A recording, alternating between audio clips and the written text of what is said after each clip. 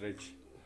Do 23. U penziji, da kažem, dugogodišnji, više decenijski nacionalni radnik, kako se nekad govori, da. I zaista čovjek koji se brinuo i o ne samo o svojoj karijeri, o svojoj uskoj profesiji, nego i o stanju nacije i onome što je naša neka tema ovog ciklusa predavanja srbologija, a to je zapravo rekonstrukcija nacionalnog identiteta. S tim u vezi, dakle, prepuštam sad reč profesoru Dušku Kovačeviću, koji će nam govoriti o jednom od, da kažem, apostola srpstva, tako, Svetozaru Miletiću. Život i politika je naslov predavanja. Izvolite. Evo, ja vam zahvaljujem. A da sam junak veliki, ja vam na tome zahvaljujem. Ja sam 99. bio na Prizrenu, ali se desila ona Njegoševa, Janko brani Vladislava mrtva, što ga brani kad ga ne odbrani. Tako da nismo odbranili Prizren, ali tu su Starovići, oni će to uraditi. U političkoj istoriji srpskog naroda druge polovine 19. veka Svetozar Miletić je personifikacija, oličenje narodnih želja i aspiracija. Njegova javna delatnost reprezentuje zapravo celokupan pokret srpskog naroda u Austriji. Kao nacionalni radnik, Miletić je sa velikim pregalaštvom i požrtvovanjem osmišljavao i zastupao nacionalne i političke težnje Srba u svim krajevima u kojima su živeli. Sve nade, svi ideali, svi napori, sve pobede, pa ako hoćete, veli Jovan Skerlić, sve obmane i porazi našeg naroda u Vojvodini, sve to oličeno je u životu ovog vanrednog čoveka. Miletić se dakle pojavio u onoj istorijskoj epohi u kojoj je srpski narod u Ugarskoj osjećao potrebu da ga predvodi jedna ličnost, da se nacionalna energija ne bi rasipala na partikularističke borbe, narodni duh isturio je Miletića na površinu, jer upravo je Miletić trebalo da izrazi legalne i prirodne težnje Srba ka nacionalnom, političkom i kulturnom oslobođenju i ujedinjenju. Kao politički mislilac Svetozar Miletić je jedan od najoriginalnijih kreatora srpske nacionalne ideje. Vasa Stajić je u pravu kada kaže da je u Miletićevo vreme niko kod nas nije bio toliko rođen i obrazovan za politiku kao on. Miletić je najdublje verovao u svoje ideje. Njegova dela odgovarali su njegovim rečima. Još na početku javnog rada u vreme pripreme doktorata u Beču bio je svestan težine položaja u kome se nalazio vaskoliki srpski narod. Najveća nesreća, veli Miletić, za jedan narod kad je raskomadan. Za ovo ne treba dokaz. Raskomadan može dvogubo biti. Jedno, kada je koji narod u više država razdeljen, drugo je kad u jednoj istoj državi pod različitim upravama i zakonima ili kao što bi to austrijski kazali, u raznim krunovinama leži, mi Srbi po nesreći spadamo i u jedan i drugi red raskomadanih naroda. Miletić je i kao pisac bio dobar, članke je pisao kao da ih je besedio. Teško je odvojiti njegovu publicistiku od njegovog govorništva. Miletić, govornik i pisac, bio je katonski strog, ozbiljan, jednostavan, kao što je bio i u životu. Ništa namešteno, izveštačeno, ni traga od podmićivanja publike s računatim efektima ili spoljnom dopadljivošću. On je hteo da ubeđuje razlozima i iznosi svoju istinu. Kod Miletića je sve bila reč, izgovorena, napisana javna reč. Reč zbog koje on bio spreman na svaku žrtvu, što je od njega načinilo heroja u očima naroda, ali je to utiralo put i njegovom ličnom stradanju. Miletić je u isto vrijeme bio jedini koji se žrtvovao, ali posle drugog tamnovanja izgubio je zdravlje, naposljetku je izgubio najveće blago svoj svetli i veliki veli Jovan Skerlić. Kada se pogleda celokupna Miletićeva javna delatnost, nameće se zaključak da je njegov rad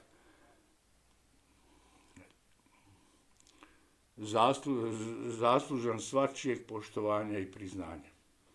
Porodica Miletić vodi poreklo od starog plemena Zavišića, koje je početkom 18. veka živjelo u Kostajnici. Jedan od viđenijih članova porodice, Mileta Zavišić, istakao se u brojnim sukobima sa Turcima. Kada je doznao da Turci pripremaju osvetu, Mileta je odlučio da pobjegne u Bačku. Da bi zametnuli trag, izbjegli Zavišići su se po Miletinom imenu prozvali Miletići. Jedan od Miletinih sinova, Simeon Sima, rođen 1801. u Novom Sadu, završio je čizmarski zanat. Pošto je izučio zanat, Simeon je otišao u Vandrovku, u Peštu i Budim, Kečkemet i Stoni Beograd, da bi se potom nastanio u Mošorinu.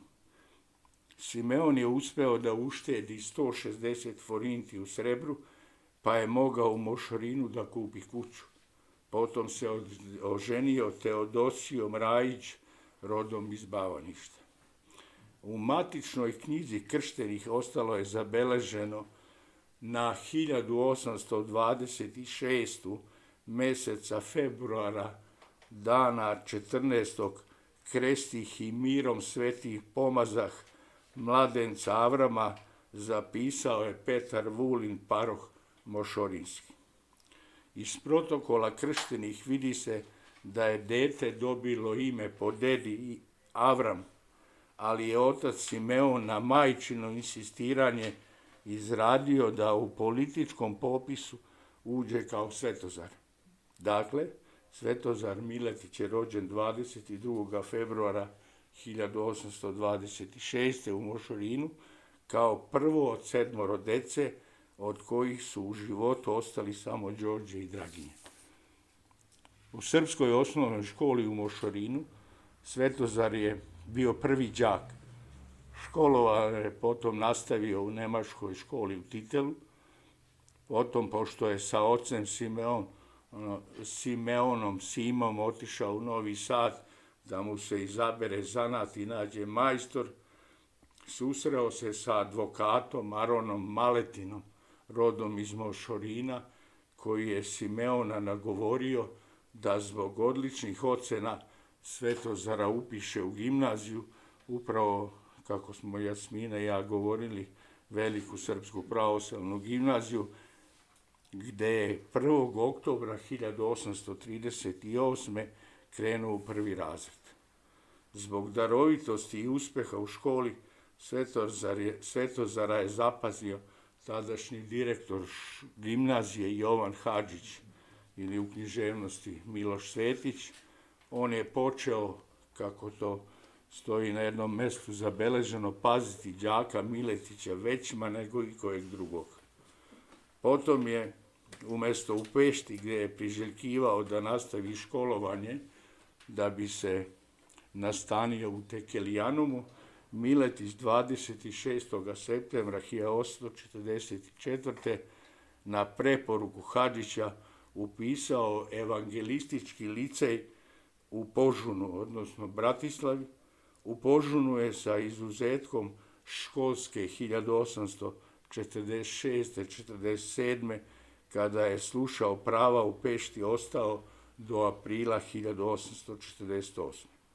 Kada je 13. marta 1848. izbila revolucija u Beču, a potom 15. i u Pešti, u Požunu je u međuvremenu srpska omladina postigla dogovor da radi kako nam to i naša starozavetna kako nam to i naše starozavetne privilegije ujemčuju na uskrsnuću Vojvodine, izboru Vojvodine Vojvode i patrijarha. Međutim, omladina je odlučila da se posle zaključenja Ugarskog sabora, koji je tada zasedao u Požunu, kako o tome svedoči Jovan Živković, raziđemo po narodu, da budimo i probudimo njegovu srpsku svest za ostvarenje gornje ideje. Već 10. aprila Miletić se uputio u Novi Sad, a 12. aprila je stigao u Čuruk sa namerom da spreči odlazak graničara iz Šajkaške na ratište u Italiji. Ratno ministarstvo u Beču donelo je u međuvremenu odluku da Miletić na sve načine se onemogući u daljem političkom radu. Na majskoj skupštini održanoj od 13. do 15. maja, naravno po novom kalendaru, 1848. u Sremskim Karlovcima, Miletić je također aktivno učestvovao. Dan posle majske skupštine, 16. maja, na prošenije 45 graničarskih deputiraca Svetozar Miletić je izabran za člana glavnog odbora. Tako je Miletić za narod i državu najopasnijim danima bio svom rodu na usluzi. Kada je potom 18. novembra 1849. rešavano pitanje zasebne srpske teritorije, pošto je carskim patentom proglašeno vojvodstvo Srbija i Tamiški Banat sa sedištem u Temišvaru, Miletić se nalazio na studijama u Beču. Time je posle revolucije Miletić počeo misliti o sebi, kako sam zapisuje, i odlučio je da okonča školovanje. O Miletićevom školovanju u Beču, odnosno izradi doktorata, slabo se može što osobito kazati, veli jedan od njegovih biografa. Najposle izvestio je 7. januara 1854. Jovana Hadžića da je položio posljednji ispit s dobrim uspehom, a u martu 1854. Miletić je položio sve preostale pravne ispite, a 3. aprila i doktorirao. Službu je dobio u Lugošu, gde je postavljen za sudskog pristava. Iz Lugoša je otišao u Oršavu, Oravicu, odakle 15. januara 1856. je javljao Jovanu Hadžiću da bi ga obavestio da je advokatski ispit prethodne godine u Temišvaru sa uspehom položio. U maju 1856. Miletić je podneo ostavku na službu u Orahovici da bi se 12. juna 1858. kandidovao za fiskala Novosadskog magistrata. Na dužnosti gradskog fiskala Novog Sada ostao je do 3. aprila 1861. kada je izabran prvi put za gradonačelnika. U međuvremenu Dvor je, težeći pomirenju sa Mađarima, bio spreman na ustupke, među kojima je najkrupnije se ticalo uspostavljanja integriteta ugarskih zemalja, da bi potom ručnim pismom cara Franca Jozefa 27. decembra 1860. vojvodstvo bilo ukinuto, što je naišlo naravno na Miletićevu osudu. Međutim, tek je Miletićev članak datiran na Tucindan 1860. po starom kalendaru, naravno, objavljen u Srpskom dnevniku 4. januara 1861. povodom ukidanja vojvodstva Srbije označio je preokret u srpskoj narodnoj politici. Miletić je nepovratno tim člankom odbacio dotadašnje poverenje u Austriju, s ove godine, veli on, s ovom godinom svršujemo račun naš sa dosadašnjom vladom. Vojvodstvo je saranjeno, mi mu nismo oči zaklopili i zlosretan bi Srbin bio koji bi nevernom nogom kovčegu vojvodstva pristupio i ma samo ga da ga celiva, a kamoli da likuje. Iako je Bahova Vojvodina, koja im ništa dobro nije donela, vojvodstvo Srbija i Tamiški Banat Srbi nisu oplakivali. Bili su ogorčeni njegovim jednostranim ukidanjem, ali isto tako bili su spremni da u sporazumu sa mađarskim narodom stvore novu Vojvodinu da bi sačuvali biće političkog naroda srpskog s ove strane, kako veli Miletić. Mađarima ne prestajemo, veli dalje Miletić, da pružamo ruku ustavnu, dok nam narodno čuvstvo i srce ceniti budu. Srbi, budimo sebi verni, protiv sile i vremena nikako. Zato burno budimo strpljivi, ali svakako budimo uvereni da će doći i naše vreme. I doista, Miletić postaje vođa mlade inteligencije, stožer oko koga se okuplja sva slobodna i nezavisna mladost. Iako plah, ambiciozan, nestrpljiv i autoritativan, on je uspeo da steče simpatije za sebe, da drži ljude uza se, a naročito da izađe kao idol naroda. U međuvremenu vlada u Beču je 17. marta odobrila sazivanje Crkveno-narodnog sabora u Sremskim Karlovcima. Dan pre otvaranja Blagoveštanskog sabora, 3. aprila 1861. Miletić je izabran za gradskog načelnika Novog Sada, Jakov Ignjatović za gradskog beležnika, a Jovan Jovanović Zmaj za prvog podbeležnika. Taj izbor bio je vrlo dobar za srpsku stvar. Opština grada Novog Sada postaje tvrđava za odbranu srpske narodnosti i ustavnih sloboda. Miletić istovremeno pokušava da se sporazume sa Mađarima. Bila je to politika koju je Austrija nazivala mađaronskom, ali koju je pomagala i podržavala Kneževina Srbija. U međuvremenu Miletić se izjasnio za spajanje vojvodstva sa Ugarskom, ali pod uslovom da se njena teritorija prethodno tako zaokruži da Srbi u njoj dobiju većinu. Važno je istaći da na početku ustavnog života, posle ukidanja Bahovog apsolutizma i proglašenja Šmerlingovog provizorijuma, među Srbima nije bilo značajnih podela. Početkom septembra 1865. otpočeli su u Bačkoj i Banatu izborne radnje za Ugarski sabor. Miletić je već i u tim izborima uvideo da je potrebno izgraditi jasnu političku strategiju, te da je za to bilo neophodno pokrenuti sopstveni politički list.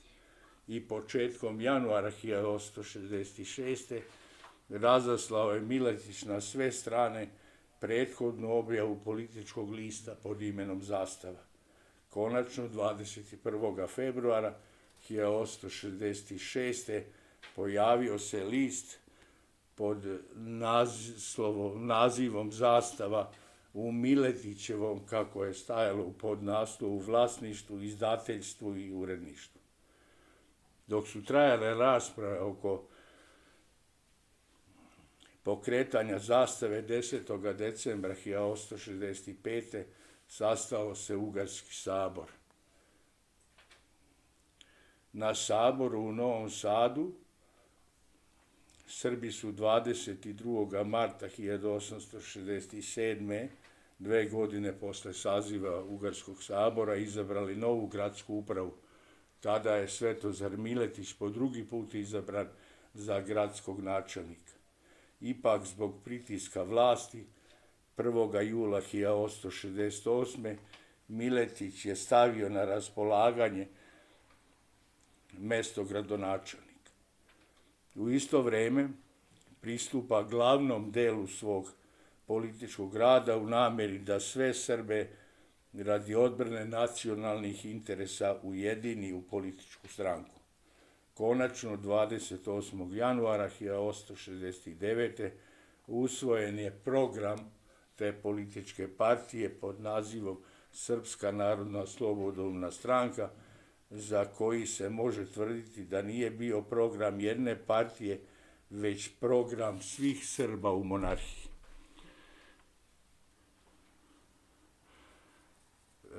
Program je prevashodno imao za cilj osiguranje građanskih prava i ustavnih sloboda srpskog i drugih nemađarskih naroda u monarhiji i predstavljao jednu od ključnih postavki potonjeg Bečkerečkog programa.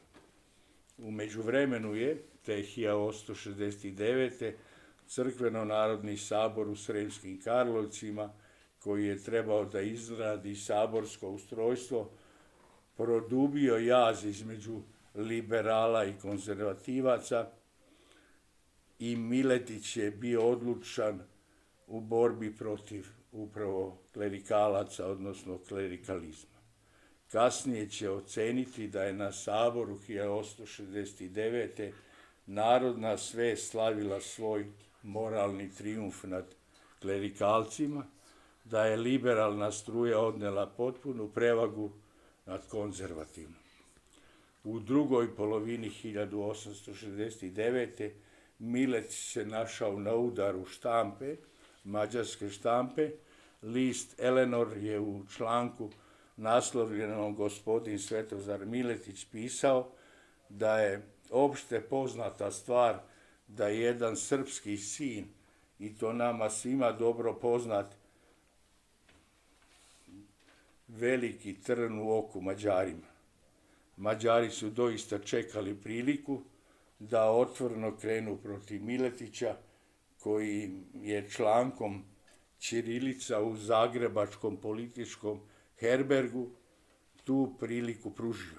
U članku je Miletić napao hrvatskog bana Levina Rauha zbog njegove naredbe da se u Sremu ukine ćirilica kao zvanično pismo. Članak koji se pojavio u zastavi 17. oktobra 1869. bio je, kako jedan savremenik zapisao, oštar i besan upravo prema tome i prema prilikama. Državni tužilac je u članku našao elemente za pobunu, porugu sabora i uvredu bana, jer je Miletić napao i bana Rauha i Hrvatski sabor, nazvavši ih političkim herbergom za bitange. Državni tužilac je podigao optužnicu, tražio je od Ugarskog sabora da omogući suđenje Miletiću, te da mu oduzme poslanički imunitet. Rasprava povodom tužbe protiv Miletića, pošto mu je sabor prethodno oduzeo imunitet, održana je 23. augusta 1870. pred porotom u Pešti. Presudom koja je potom izrečena, Svetozar Miletić je osuđen na godinu dana zatvora sa obavezom da se sam izdržava, da plati 500 forinti globe i 48,78 forinti sudskih troškova. U subotu uveče, 29. augusta 1870. uoči odlaska u zatvor u Vac, održana je bakljada pred Miletićevim stanom u današnjoj Dunavskoj, gde je Pančevačko pevačko društvo prvi put izvelo Miletićevu pesmu. Poznati oni stihovi koji su dopunjavani, ali u kojima se između ostalo kaže: jel oro kliče sa visine, na nje gozdo laju psine, ni brige te sivi tiču, mi smo s tobom, Svetozare Miletiću, koji je napisao Prota Pančevački i pesnik srpski Vasilije Vasa Živković. Svetozar Miletić je pozvan na izdržavanje kazne 4. oktobra 1870. kada je parobrodom krenuo u Vac. Konačno 18. oktobra naredne 71. Miletić je izašao iz zatvora. Deputacije iz vaskolikog srpstva bile su spremne da ga pozdrave i dočekaju u Novom Sadu. U Novi Sad je Miletić stigao 20. oktobra, potom je uputio zahvalnost svima koji su ga pozdravili, ali nije prihvatio da ga drže za mučenika, za prvog Srbina, za uzor svega srpstva. Miletićev uticaj, međutim, u narodu bio ipak toliki da ga je Jakov Ignjatović u pripovedci uveo listak, stavio u krug srpskih vladara. Narodna stranka se tada nalazila na vrhuncu moći, ali su se pojavili prvi znaci njenog silaska s vrha. Naime, problemi su se za Miletića javili u Narodnoj stranci koja se nalazila na prekretnici već 1872. pošto je izgubila gradsko načelstvo u Novom Sadu. Nove neprilike za stranku pojavile su se na saboru u Sremskim Karlovcima 1874. kada je Miletić otvoreno progovorio o kobnim pojavama u delovanju stranke. Naime, pritisak konzervativno-klerikalnih krugova i vlade Ugarske doveo do toga da je na saboru 74. na 75. u Srpskoj narodnoj stranci ojačala umerena struja. Miletić je bio zatečen popustljivošću Narodne stranke pred Ugarskom vladom, što je izrazio rečima: mi se skoro ne poznajemo više, kao da nismo oni koji smo bili. Ipak nije krio da ga obuzima tuga i sumornost, da gubi veru i nadu u bolje dane za srpski narod. Centralizacija i mađarizacija dodatno su pojačane početkom 1875. kada je došlo do fuzije stranke Ferenca Dejaka sa strankom Kalmana Tise. U međuvremenu, 1875. otpočeo je sa Nevesinskom puškom ili Hercegovačkim ustankom ozbiljnije rešavanje istočnog pitanja, koje je pored parlamentarne ustavnosti Miletiću bilo najznačajnije pitanje za srpski narod.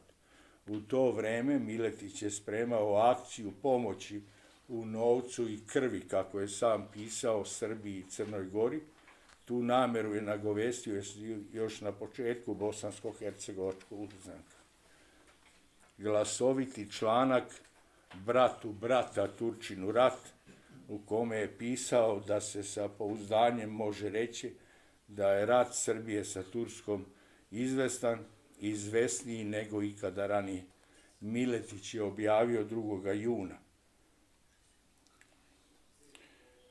Proklamaciju kneza Milana srpskom narodu, proklamaciji kneza Milana srpskog narodu Miletić se pridružio pozivom Srbima u Austrijskoj carevini da ne zaostaju za ostalim Srbima više nego što bi zemaljskim dužnostima sprečeni bili. Mađarska vlada zahtevala je od srpskog naroda u Ugarskoj neutralnost u slučaju da dođe do rata Srbije sa Turskom. U suprotnom pretila je strogim merama. Miletić je na to odgovorio člankom na vrhuncu mača Mir ili rat, u kome se nije obazirao na interese Austro-Ugarske. Predsjednik vlade Kalman Tisa zahtevao je da se spreči upisivanje dobrovoljaca ukoliko do rata dođe. Osobu koja se uhvati pri vrbovanju, ma ko to bio, treba uhapsiti, ko omogući hvatanje Miletića na delu, a samim tim i njegovo hapšenje može računati na 10.000 forinti, stajalo je u toj proklamaciji. Na tu prijetnju Miletić je 12. juna 1876. odgovorio da se tih mera ne boji, ali baš ni najmanje. Još jedno 5 minuta strpljenja, može. Krajem juna 1876. list, već pomenuti je, Elnor tražio je njegovo hapšenje, zbog čega je Miletić pozvao ugarsku vladu da to učini. Rečima, izvolite, jer mađarska vlada je već pokazala da to ume. Slala je komesara i zatvarila, pa je sve to nije ništa pomoglo. Štampa u Pešti podigla je u međuvremenu čitavu hajku na ovostrane Srbe. Istovremeno je pojačala i napade na samog Miletića. I doista 5. jula 1876. Zastava je donela vest da je izvršeno hapšenje Miletića po višem od gore dobivenom nalogu. Miletić je posle hapšenja zatvoren u gradski zatvor, potom je po naređenju predsjednika vlade transportovan lađom u Bazjaš, a zatim železnicom do Pešte. U Saboru je tek 7. oktobra vladina većina odlučila da se Miletiću oduzme poslanički imunitet. Optužba protiv Miletića objavljena je 24. oktobra 1877. čime je sudski proces mogao da počne. Ugarska vlada je u međuvremenu uspela da konačno nađe lažnog svedoka u procesu protiv Miletića i da za tu ulogu pridobije Đorđa Rankovića iz Novog Bečeja. Inače jednu tako bezličnu, opskurnu ličnost koju je prethodno proveo jedno vreme i u zatvoru.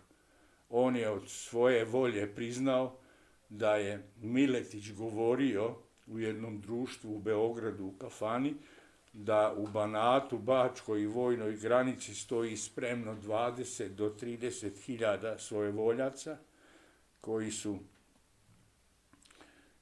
odlučni da pomognu Srbiji u ratu sa Turskom. Rekao je da je Miletić izjavio da su dobrovoljci isto tako spremni da na prvi top podignu bunu u Ugarskoj, što je u Pešti protumačeno kao namera da se ovi krajevi odvoje od Ugarske i pripoje Kneževini Srbiji. Državni tužilac dr. Bek optužio je Miletić za veleizdaju. Presuda kojom je Miletić zbog izdaje vladara osuđen na 5 godina zatvora izrečena je 18. januara 1878. Nakon što je saslušao presudu, Miletić je još jednom izjavio da nije kriv, ali njegova osuda bila je, kako je pisao Lajoš Močari, delo politike. U zatvoru u Fortuni Miletić je ostao do 29. avgusta 1878. kada je premešten u Vac. Drugo zatočenje u Vacu bilo je teže od prvog, jer je zatvorski režim bio strožiji. Miletiću je bio dozvoljen samo 1 sat šetnje, a zatvorenicima je bilo zabranjeno da sa njim komuniciraju. Za čitave 3,5 godine bio je lišen svakoga dodira sa svetom. U zatvoru se Miletić sasvim izmenio. Mihajlo Polik Desančić, jedan od njegovih najvernijih saboraca, veli da je izgledao kao da mu je 70, a imao je samo 54 godine. Posle izlaska iz Vaca Miletić se vratio u Novi Sad.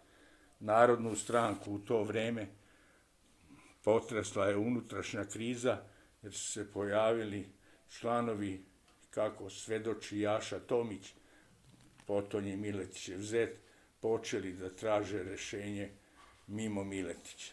U međuvremenu na sednici Ugarskog sabora 22. februara 1882. kod Miletića se manifestuju prvi znaci duševne bolesti. Miletićevi članci, objavljeni tokom jula i avgusta te 82. odaju postepeno pomračenje nekada svetlog uma. Jovan Jovanović Zmaj odveo ga je potom na lečenje u Peštu.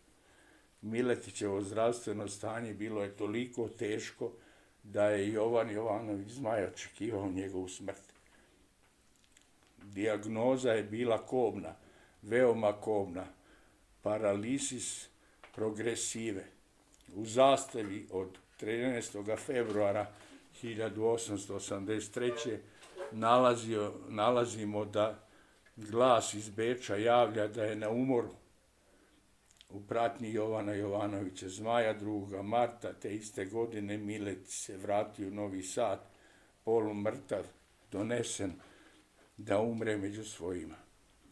Narodna stranka raspala se pošto je Miletićeva bolest za nju značila katastrofu, konstatuje Mihajlo Polit Desančić. Tokom 4,5 godine provedenih u Švarcerovom zavodu za umnobolne u Budimu, Miletić se toliko oporavio i smirio da je mogao u martu 1889. da se vrati u krug svoje porodice.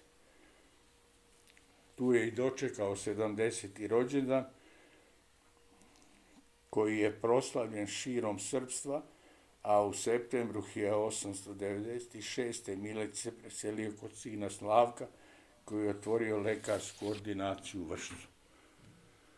Ali to je bio samo privid, bolest se ponovo ispoljila i Miletić je umro iznenada 4. februara 1901. u 9 časova ujutru. Našto vam leš i našto grobnica, on je izgore opisao Jovan Jovanović Zmaj. Od njega nema plena trulež, od Miletića osta pepeo čist, izgoreo na ognju, velikom na ognju, što se s njim i rodio. Zahvaljujem vam na pažnji, izvinjavam se.